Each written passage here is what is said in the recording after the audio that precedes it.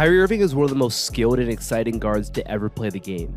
Whether it's the crazy finishes, the insane handles, or the elite level shot making ability, Kyrie is no doubt one of the most fun players to watch and one of the best players to learn from.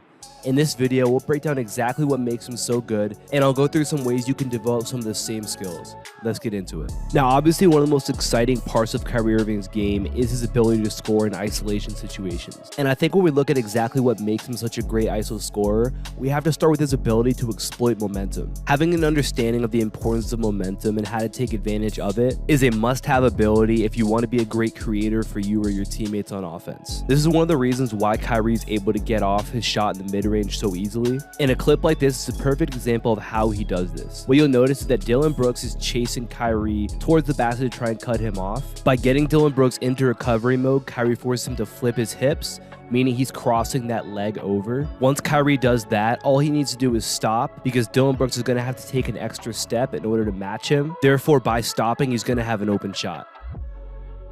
We see the same thing in this clip here. By getting his defender to recover towards the basket, he's going to be able to stop and get that shot off in the mid-range. This ability becomes even more apparent when you recognize how elite he is at his start and stop footwork. His stops are definitely what he's most known for, and when I say stops, I just mean his ability to change direction or stop his momentum completely, and he does this in a couple of different ways. Probably the most recognizable way is through the snatch or the under drag. This allows him to take advantage of his defender's momentum by not just stopping, but being able to change direction as well. And the majority of defenders who guard him, if they're able to stop the initial drive, by him changing directions, it's very unlikely they're going to be able to also stop him again. Another type of stop footwork that he's elite at getting to is the punch footwork. And this type of stop is so effective because defenders are used to you stopping on that inside foot, not the outside foot. So it's a great way to be able to get a little bit of space by catching the defender off guard and either getting to a shot or changing direction.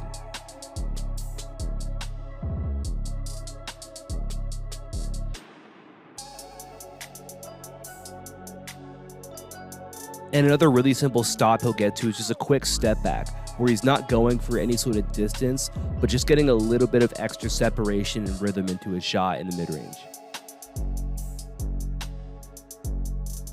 So then the other side of this that is less talked about but is equally as important is how efficient he is with his start footwork. And the first and most basic type of footwork we'll talk about is the drop footwork, which just allows him to get his feet into an accelerated position like this so that he can either drive in that direction or be able to shift that defender that way and go the other direction. We can see in this clip how he uses that drop footwork to sell that left drive in order to get that defender on their heels, which gives him enough space to get the shot off. And then we see him right here use that drop footwork, selling that drive left to shift that defender, which opens up that lane going to his right. Having this start and stop footwork in your bag, I think, is an important part of being a great scorer. And if you want to add this to your game, click the top link in my description below to get my free Elite Perimeter Score program, where we go through all of this stuff and more. Now, Kyrie isn't just great when he has unlimited dribbles, he's also very good at scoring efficiently out of triple threat or closeout situations. Something I think every single player needs is to be able to score using either a rip through or a jab, depending on the situation. Kyrie's great at being able to shift his defender and make that read to determine where he's going to go. This is how you become a truly efficient scorer who's capable of scoring in any offense in a variety of different situations. Now, one thing I want to touch on quickly is Kyrie Irving's ball handling. And I think a quality that gets overlooked a ton is his ability to manipulate the ball. So a lot of times players spend all their time just working on pounding the basketball or changing hands with crossovers or betweens or whatever, and that's what they consider their ball handling training. But Kyrie Irving is great at manipulating the ball and being able to put it in different spots. And when I say manipulate, all I mean is to be able to cuff the basketball, being able to almost pick it up without picking it up and moving it to different areas, being able to protect it, bringing it to your hip. This is what I'm working on in this drill right here. Again, click that top link in the description below to get my free program that goes through this. And the other area that I think makes him a great ball handler is his ability to not let the ball slow him down, meaning he can go as fast as he wants to and he can keep the ball up with him And generally, this is the reason why players struggle to handle the basketball in real games, is because they can't move as fast with the ball as they can without the ball, and therefore they're limited in games. Something I love using to target this is called crawl starts, where we're forcing ourselves to start in this accelerated position, and we're going as fast as possible, doing different moves, but trying to keep the ball up with us. This is huge for your in-game ball handling ability. One of Kyrie's superpowers is his ability to use these curved angle drives. One of the biggest myths in basketball is that driving to the basket is a straight line game. In reality, at higher levels, because guys are so big and athletic, it's rare that you're going to get a directly straight line to the rim, and this means that the only option a lot of times is to take more of a curved angle to the basket if you want to get where you want to get to. This is something that a lot of people don't even consider, but there's very different physical demands for a curved angle drive versus a straight line drive. And because of how different this movement is, I think it's important that we train it if we want to be as good as we possibly can at driving. I'll link a workout above that goes through this, because I think this is a super important quality to develop. Something that really ties into everything Kyrie does is his ability to play with elite change of pace. Being able to play slow and relaxed when you want to is a skill, and Kyrie is as good at it as anybody in the history of basketball. What you'll see is that the majority of the time, Kyrie is playing very relaxed, and he saves that top speed or that explosive burst for when he absolutely needs it. This makes him really unpredictable, which is hard to defend, and if you want to be a great ISO scorer or just a scorer in general, you want to develop this ability to be unpredictable.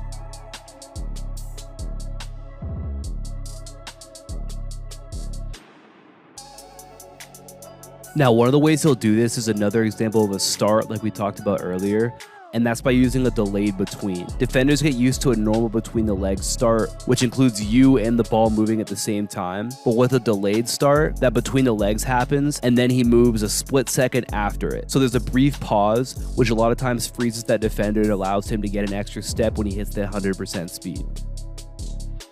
And an area where he really utilizes this change of pace is when he uses ball screens, which as a guard is incredibly important to be able to do. Because of his ability to shoot, the majority of times they're going to play over on these ball screens, meaning that defender is immediately going to put them into that recovery position that we talked about earlier. So all he has to do is be patient and let them get to that point, and then he's just going to read the situation. If that defender can't recover and the screener's defender allows him a lane to the basket, then he's going to be able to get to the rim. Sometimes that on-ball guy does a good job recovering and he's going to get to a pull-up to exploit that momentum, and then sometimes he'll take two defenders with him, so now that screener is open for a pass.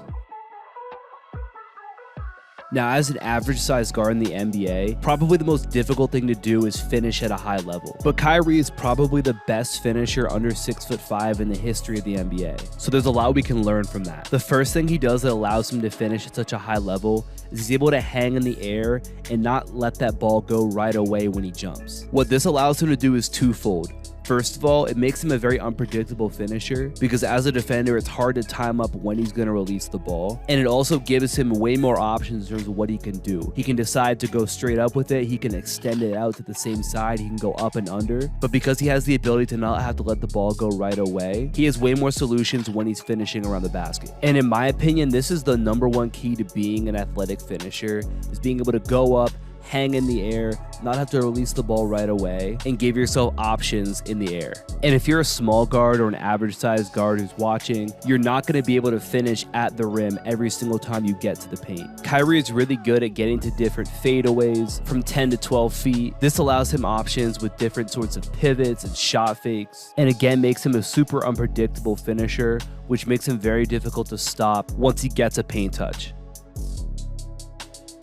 And he also has that super important in-between game with his different floaters and runners that allow him to hit these different touch shots around the rim when he's not quite close enough to get to the basket, but he's not quite far enough away for a jump shot. And when you put it all together, Kyrie is easily one of the most skilled players to ever touch a basketball, and there's so much that guards out there can learn from him. Make sure you click that top link in the description down below to get my free Elite Perimeter Scorer program, and that'll help you develop a ton of the stuff that we've touched on in this video. Drop a like, subscribe if you're new. I appreciate you for watching. I'll talk to you soon. Peace.